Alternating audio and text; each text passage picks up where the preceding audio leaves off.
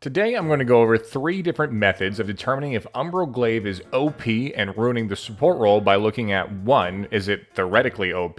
2. Is it statistically OP? And 3. Does the use of the item with certain champions make it OP? If we find that 2 out of 3 or 3 out of 3 of these methods come up positive, we can safely say that yes, Umbral Glaive is indeed OP. Umbral Glaive is an item that came out in Preseason 10 to address the lack of lethality items in the game. It's been changed numerous times since its release to make it both more gold efficient and maximize its passive use from its original state of 50 attack damage, 12 ability haste, 12 lethality, and a 45-second passive cooldown for 2400 gold, to what it is today with 50 attack damage still, 15 ability haste, 10 lethality, and a 40-second passive for just 2300 gold. This buff to stats, passive cooldown, and gold efficiency over time would make you think that the item was bad and needed to be buffed, but I'll tell you, as a support main, there is nothing more infuriating than someone on the enemy team buying an Umbral Glaive and your team proceeding to spam ping you and your wards as to say, why the heck don't we have any wards on the map? For support players, the answer is pretty clear why there are no wards on the map, but for other laners, all they know is map dark equals bad support, regardless of what the other team has built. This brings us to our first method of determination.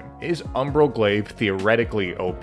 Let's see. Umbral Glaive as an item seems to want the identity of being built on assassin-like champions. Those champions want everything the item gives for stats, including attack damage, lethality, ability haste, and vision control for ambushing. Theoretically though, any attack damage character on the team could buy this item, and everyone could reap the rewards of its powerful passive. This is completely opposite to having multiple support items on your team, which after various nerfs, including the gold penalty going up if you do have more than one, as well as objective bounty activation being delayed if you have 2 or more as well, typically only one person will purchase a support item. There's already a free and purchasable item designed to handle invisible wards and traps on the map in Sweeper Trinket and Control Wards, so adding another item into the game to deal with wards feels unfair to the support role specifically, as you'll typically be the only one placing wards on your team as the game gets longer and longer. Imagine a scenario where we're 25 minutes into a game and the enemy team has 3 Sweeper Trinkets, an Umbral Glaive user, and is purchasing control wards like every other good support does. It's your one warding support item versus potentially 9 different ward killer items. Theoretically, it's very easy to see how the addition of Umbral Glaive in the game completely threw the vision and support meta out of whack on its release, and therefore for this section, I'm going to have to say yes. Theoretically, Umbral Glaive is OP.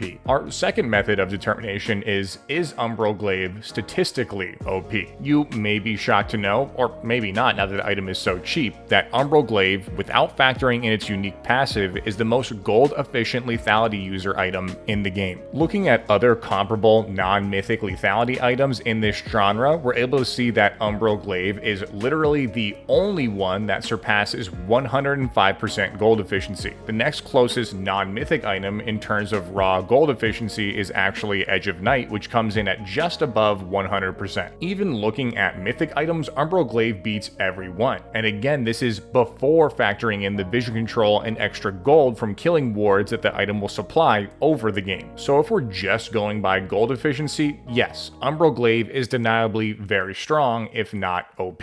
But gold efficiency isn't the end-all be-all. There are plenty of items out there that have low gold efficiency but are still very strong within the meta. Another way to see if an item is strong is by measuring overall win rate as well, which can be difficult, but luckily there are several websites out there to determine overall win rate each time an item is purchased. Umbral Glaive, as of the most recent patch, does have a pretty solid purchase rate of about 2.6%. making it a more often occurrence in games than many lethality items, including some mythics such as Prowler's Claw, Yumu's, Duskblade, Edge of Night, and Serpent's Fang. But when we compare each of those items' win rates, it's clear that Umbral Glaive falls short. To be fair, some of these comparisons aren't one for one, since for example, items like Edge of Night will be built as a nice-to-have item later in the game, meaning that if you're able to purchase this, the game has already gone late or your team is ahead, so you already have the extra funds to be able able to purchase it. Umbral Glaive, on the other hand, is an item that you'll want to purchase as early as possible to get its full effectiveness throughout the game, so you being able to purchase it doesn't exactly mean that you're necessarily winning or losing. But even with that in mind, other comparable items that we just looked at that are bought early instead still outperform Umbral Glaive in overall win percentage.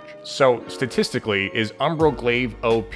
After all that we've said, I'm going to have to conclude that no, Umbral Glaive is not statistically OP. Now we have one yes and one no for if Umbral Glaive as a whole is an OP item. It all comes down to our last method of determination, which is, does the use of Umbral Glaive with certain champions make it OP? Maybe Umbral Glaive on the majority of the cast is just okay, but surely there are some outlier champions that use Umbral Glaive that heavily outperform. First, let's look to the jungle with common users such as Graves, Qiyana, and Kha'Zix. Graves loves Umbral Glaive as it gives him all the stats he could possibly want and is notoriously poop at clearing wards thanks to his passive. That being said, after Glaive builds it, his average win rate does increase from 48.4% on average to 48.9%, but that's still lower than every other common non-mythic item Jungle Graves builds when it comes to win rate. Qiyana is similar, with her win rate in jungle going up when completing Umbral Glaive from 50% to 53.3%, but just like Graves, that is lower than literally every other common non-mythic item Jungle Qiyana builds when it comes to win rate. Kha'Zix is our last jungler, and as you could assume from our other two examples, his win rate again does go up once he purchases Umbral Glaive, but it is once again the lowest percentage increase of win rate when looking at other items he could potentially purchase instead. Well, maybe that's only because those are jungle champions. Maybe support champions that build it often become OP with it on purchase. So we'll look at Senna, Pyke, and Pantheon for the support role. I'll save us the time of going over each one individually this time and show them all at once instead. Senna's win rate on purchase goes up 0.7%, but that's still at least 3.1% lower than every other non-mythic item purchase. Pyke's win rate goes up 1.7% on purchase, but that's still 5% lower than the next lowest non-mythic item. And Pantheon's win rate goes up 2.7% on purchase, but that's still 2.5% lower than the next lowest win rate non-mythic item. So is Umbral Glaive OP when purchased by specific champions? The data once again shows no. It is no better, and in many cases a lot worse, than other potential items these common users could have purchased when comparing it to overall win rate. So our final verdict here is Umbral Glaive theoretically OP? Yes. Is Umbral Glaive statistically OP? No. Does the use of Umbral Glaive with certain champions make it OP? No. Which makes me come to the final verdict of our initial question, which is Umbral Glaive OP and is it ruining the support role? And the answer is no. No matter how much I hate the item and think it's the most busted thing in the world, the numbers just don't match up with it, unfairly giving any team or champion that purchases it a significant edge. But of course, those are just my thoughts. Let me know your thoughts on Umbral Glaive below, and if I missed anything in my overall analysis. Thanks y'all for checking out this video. Peace.